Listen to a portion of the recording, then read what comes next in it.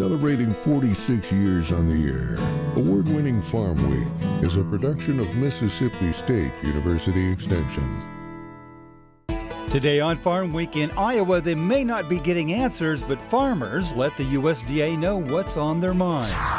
In Arizona, where drought continues, some hard choices coming about water usage. In Southern Gardening, Gary says keep it simple with combo containers. And in this week's feature, a little ingenuity and a whole lot of shipping muscle is all it took. Farm Week starts right now.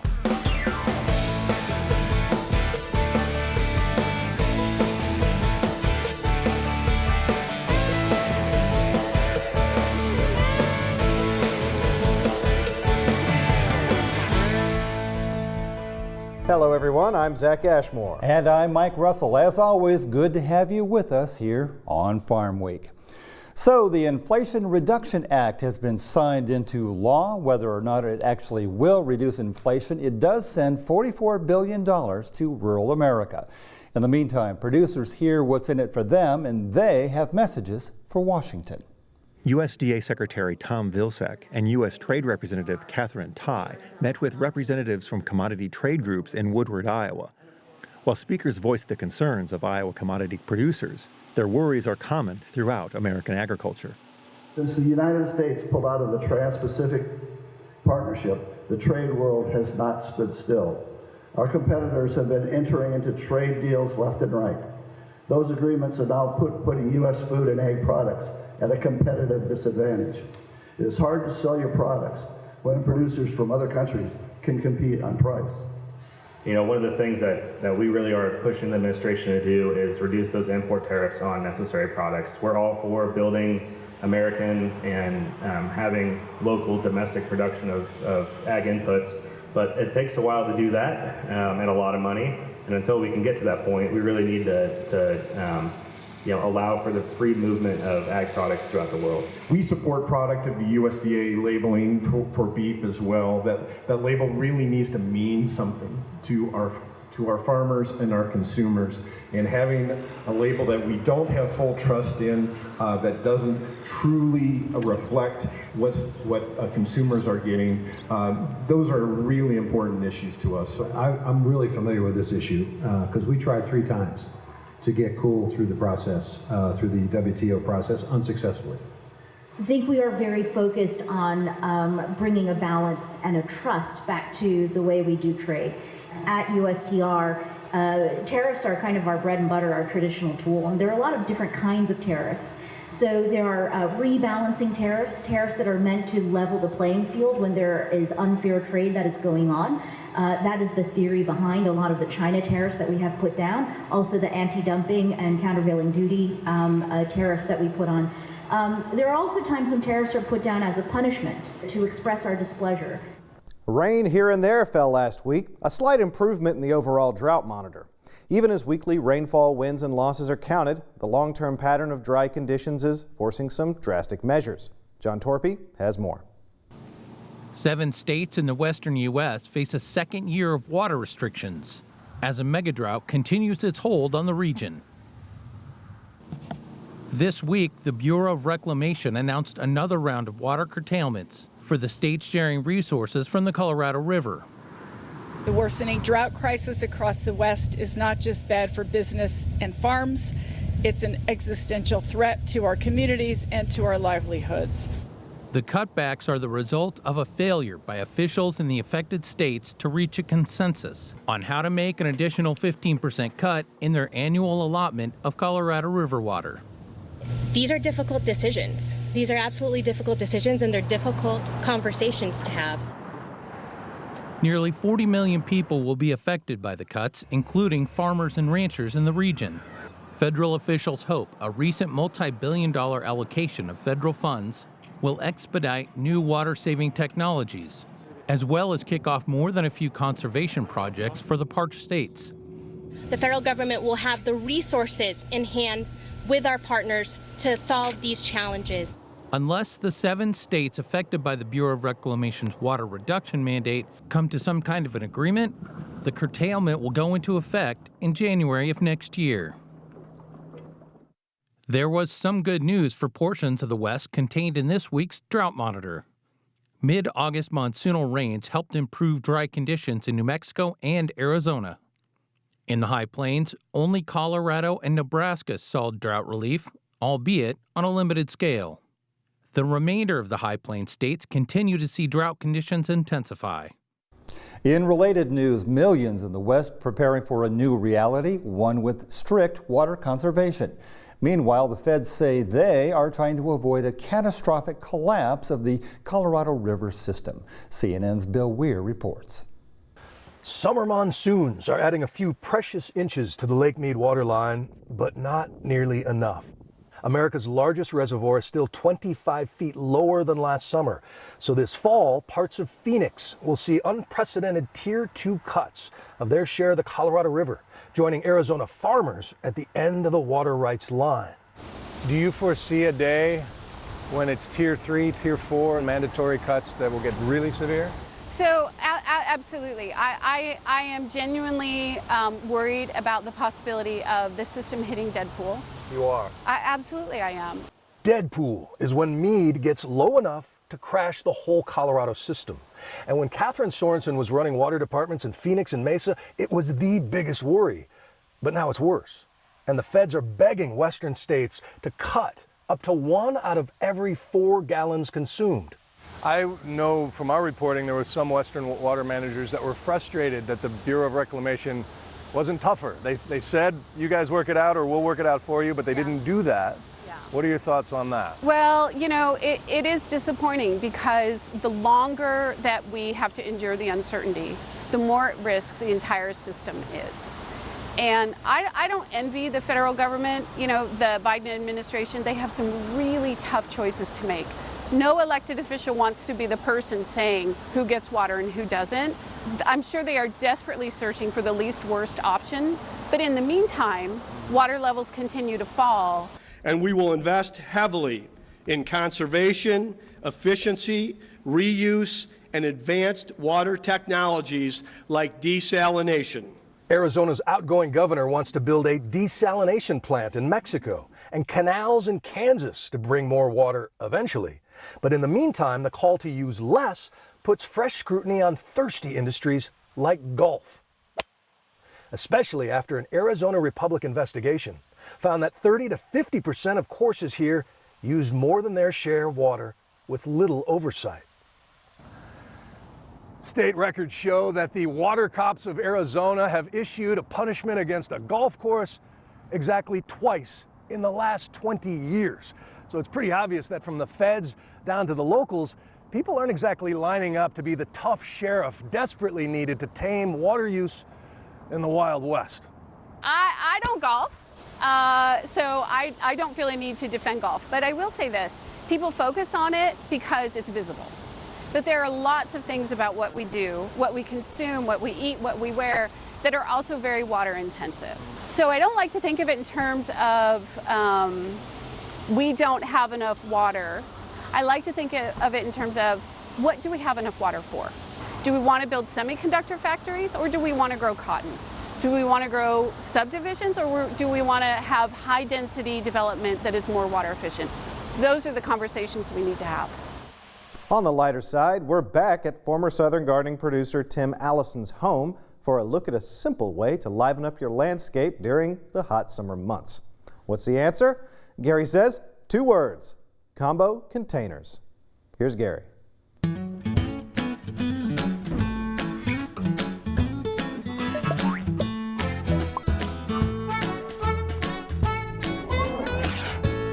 I've always said in the heat of the summer to keep the garden and landscape simple, and there's no easier way than to enjoy container gardening. Let's take a look at some examples at our friend Tim's house. Tim has an arbor covered with red flowering passion fruit vine that has 2 simple concrete urns with matching red flowering purslane.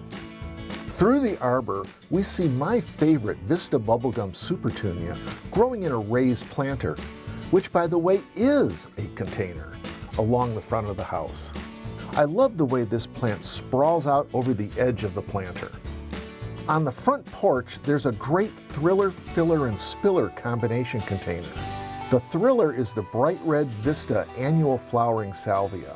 The fillers are pink petunia and yellow mini elegant zinnia. The spiller is the chartreuse lysomachia. Tim has also recycled a couple of wheelbarrows.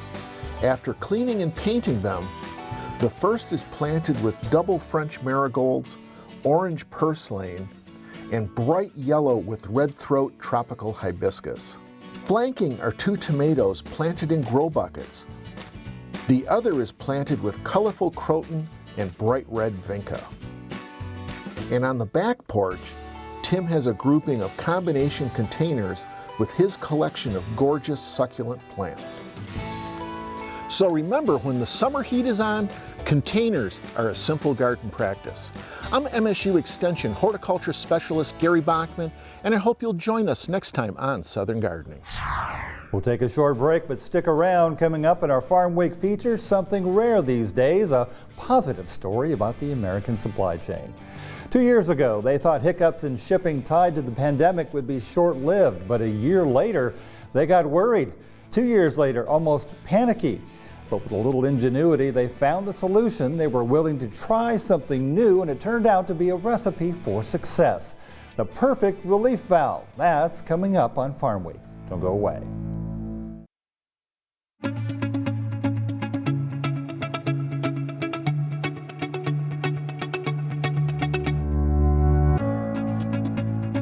I believe in people and their hopes, their aspirations and their faith.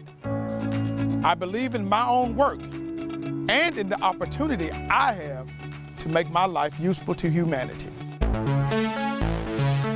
I believe that education is a lifelong process, and the greatest university is the home. That my success as a teacher is proportional to those qualities of mind and spirit that give me welcome entrance to the homes of the families that I serve.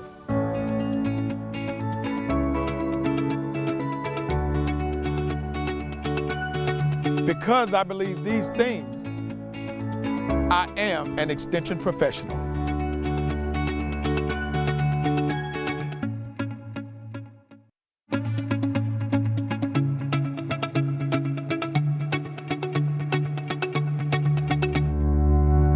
I believe in people and their hopes, their aspirations and their faith.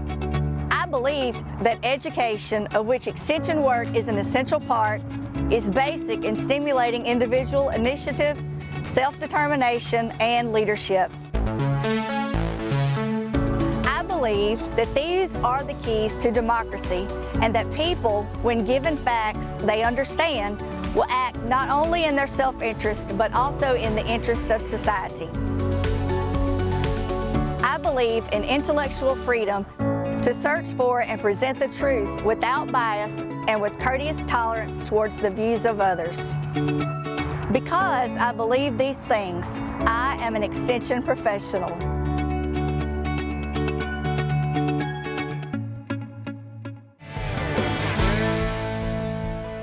Time for the market report. Looks like prices moving in a familiar pattern. That's right, Mike. Up, then down. It's happened several times over the past few months, and we'll look into it. But first, the numbers. Going back down, and we'll see why. And then our row report, the commodities most affected. And finally, a quick look into what's driving the cotton market.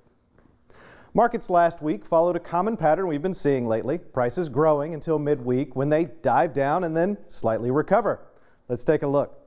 Last week's biggest loss, soybeans down 50.25 cents, followed by wheat at 35 cents.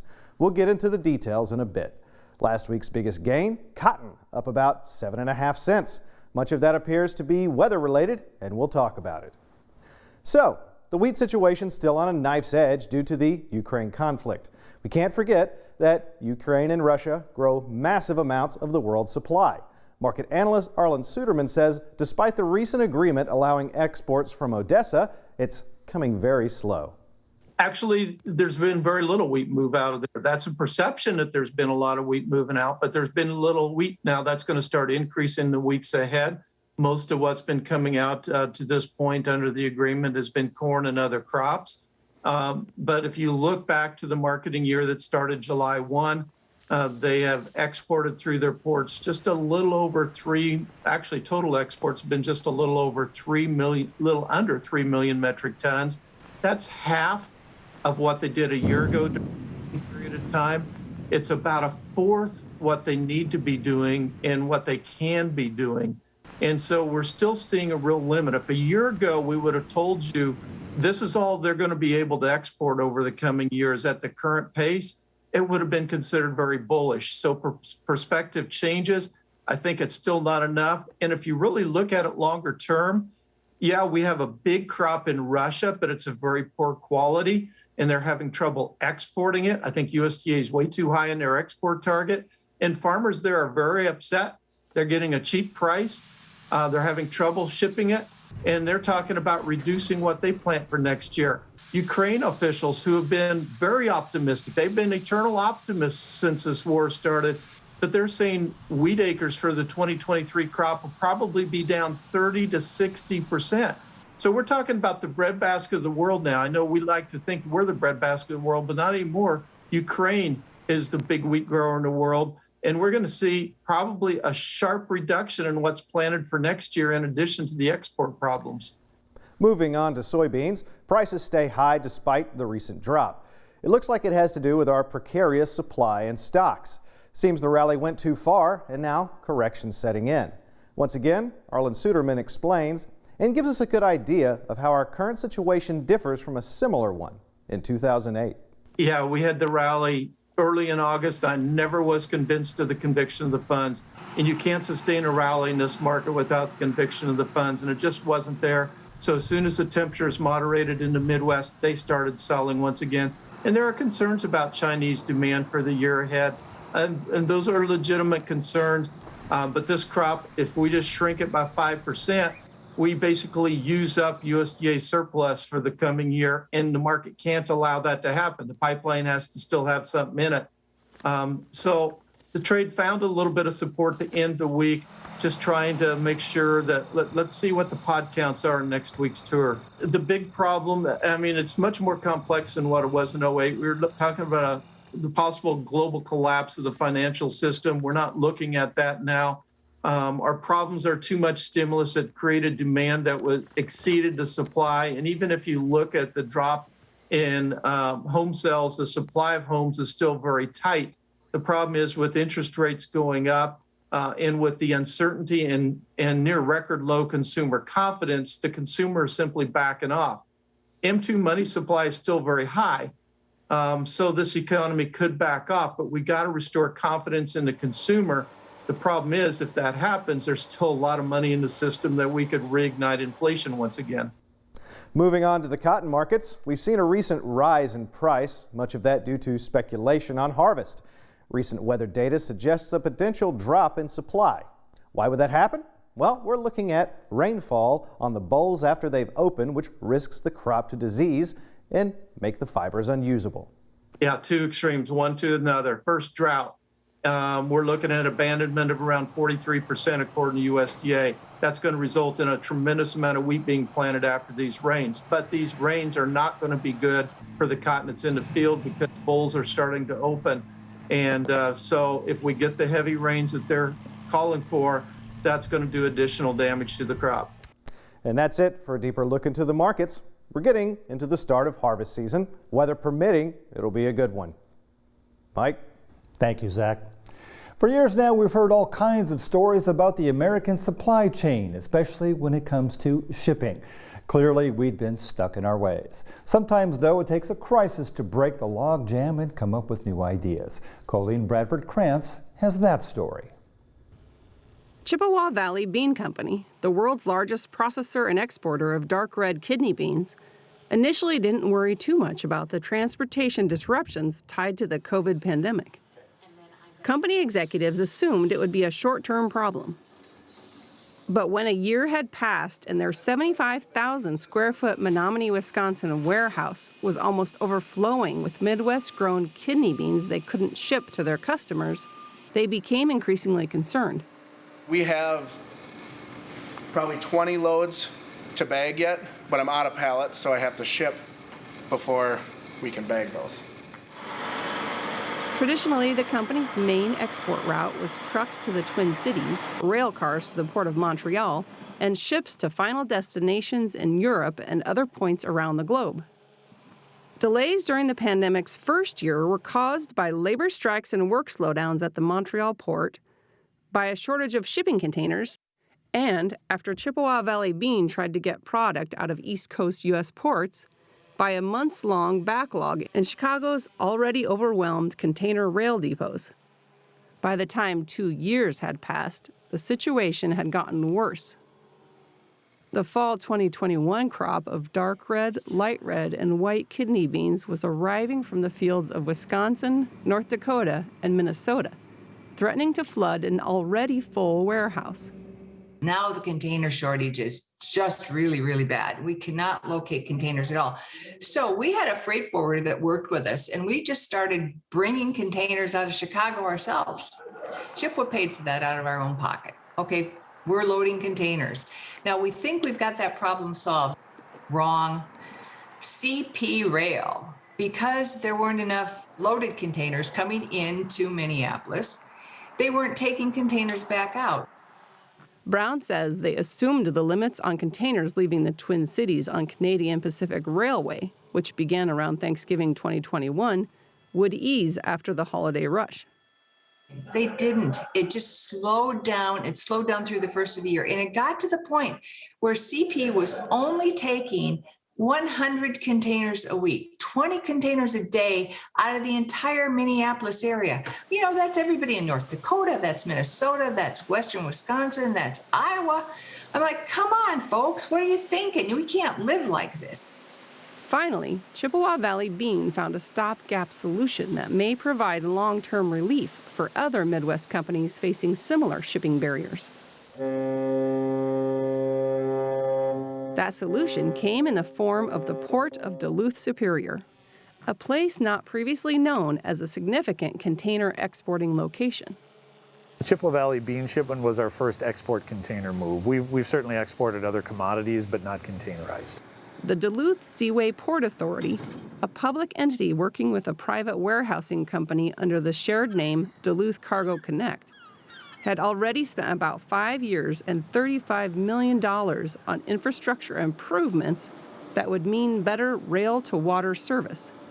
They saw an opportunity to leverage those improvements by seeking federal approval to handle larger dedicated container ships for importing and exporting. Cleveland had already been grandfathered in because they were doing a unique container program over there. No other port on the Great Lakes side of the U.S. was set up for that. We went ahead and completed that regulatory step and added an inspection station here at our facility with U.S. Customs. That approved Duluth to be the second port on the Great Lakes to handle containers. Maybe a few years ago it didn't matter as much because supply chain was pretty smooth in the world, right? But for what shippers are going through today, it's significant because we can offer an alternative. A company called Nexus 360 had already been working on the development of field-to-customer shipping containers that will control humidity and temperature while tracking location. Nexus 360 accelerated its modified container preparations once company founder Dennis Papp realized they might be able to help solve Chippewa's shipping problems using the Duluth port. Between him and then you take a Chippewa Valley Bean that was really willing to try something new in their supply chain, you coupled them with what we did to get regulatory-wise set up for it. It was the perfect recipe of everybody working together to create something new and different. An overdue shipment of 194 containers of kidney beans went out of Duluth on the 453-foot-long Nunalik in May this year. I would say everybody was busy, but at the same time, too, there was quite a bit of pride in seeing that happen, no doubt about it. Chippewa expects a repeat shipment out of Duluth or Cleveland this fall. Going forward, Lamb says they don't expect to compete at scale with the much larger coastal ports, especially considering that the St. Lawrence Seaway's winter ice means the route to the ocean is closed 2 to 3 months each year. But officials with the ports of Duluth and Cleveland hope to serve regional customers like Chippewa Valley Bean when they are faced with a warehouse full of product with nowhere to go. We're not going to be in LA Long Beach. You know, we're just not. We're not going to be a Seattle Tacoma, and that's okay. We have a unique niche service that we can offer here that's probably a higher end service, more customer friendly than what you'd get it going through a bigger coastal port. We don't expect anybody or want anybody to take all their eggs, all their products they're moving and put them in one basket with us. But we can be that relief valve, we can be that alternate route. Our Great Lake ports were not being utilized as much as they might be able to. And I think crisis in transportation and other things bring different solutions. And that's what we're seeing, whether it's Cleveland being able to ship out of that area to go into Europe, or whether it's Port of Duluth. I'm hopeful that that will continue on, because we've got this whole pressure cooker of transportation issues, and it's one more viable route that relieves some of that pressure. She makes a good point. Sometimes crisis does lead to better answers in the long run. Well, next week, water wars, an extended follow-up on a recent story. As droughts continue, competition for water access more intense. In the High Plains, a century-old water deal in sharper focus as Colorado and Nebraska seek supply. In this case, a tug-of-war over the South Platte River. Meanwhile, farmers coping with a changing climate play a waiting game with no end in sight. A fight over water rights. That's next time on Farm Week. Remember, if you missed a story, look for past episodes of Farm Week on our website at farmweek.tv. And don't forget to follow us on Facebook and YouTube. We'll see you next week. Stay safe. Thanks for watching.